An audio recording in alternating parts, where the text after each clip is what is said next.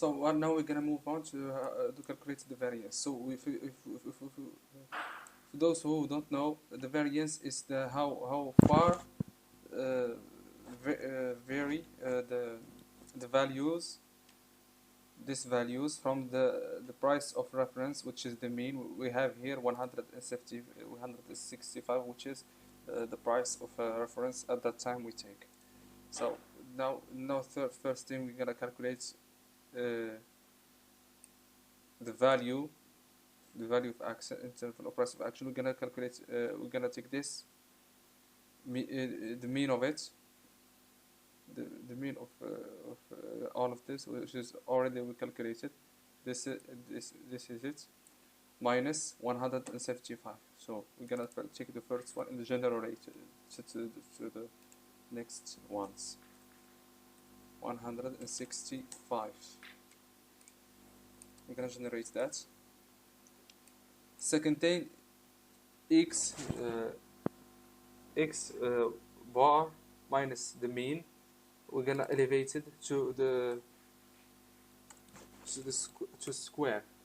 I calculate it in French. Square.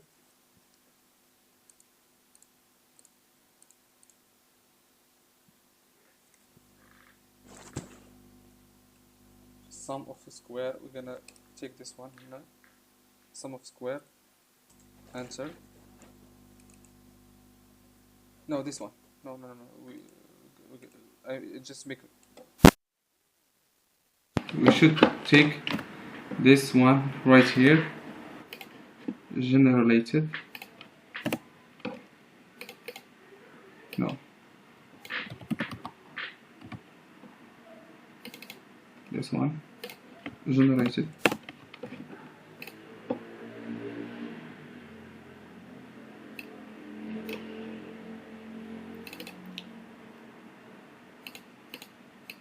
The second thing we're gonna calculate is this formula we're gonna multiply by the number of actions, 30, 45, 102, etc.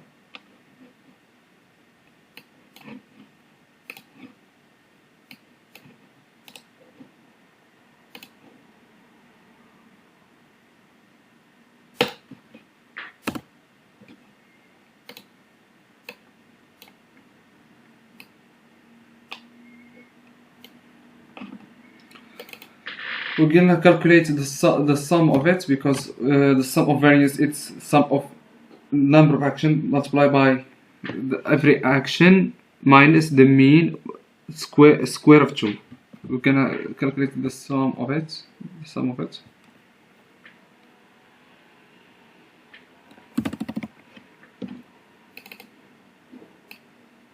Then to finish the formula, we should divide all of that by the total number of actions, which is 210. Sorry. Divide by 210, which is 705.9. If we want to calculate the standard deviation, it's the square root. We're going to have a standard deviation here. Then we're gonna call square root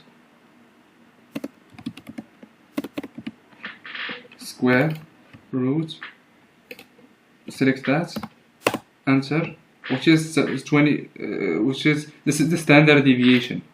The difference between the variance and the standard deviation, the variance we cannot say the unity of it, but the standard deviation we can calculate, for example, the unity, dollar, euros, the currency, for example, etc. I'm gonna take only two numbers after the point, and that's it.